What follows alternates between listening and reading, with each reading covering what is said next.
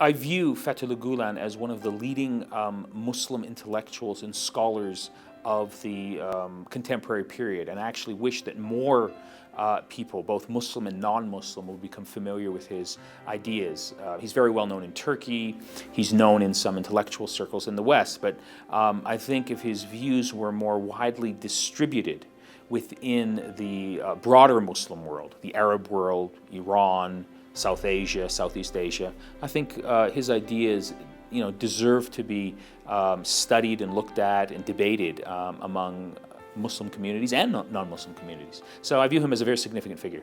In my opinion, he is really a very rare leader. You don't find that kind of people. And I really wish if we had this kind of people in other parts of the Muslim world.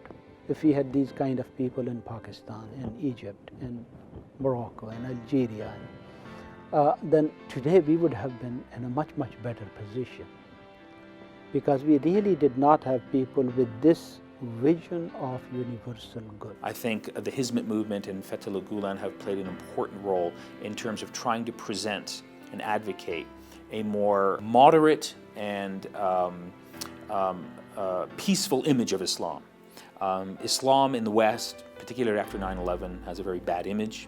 I think when you read the works and the ideas of Fethullah Gulen, when you interact with people who are part of the Hizmet movement, you are exposed to, I think, an interpretation of Islam that is in keeping with the interpretation of Islam that many so-called moderate Muslims have. I personally believe that Mr. Fethullah Gulen will be considered in the future as one of the foremost thinkers and philosophers of Islam in the late 20th and early 21st century.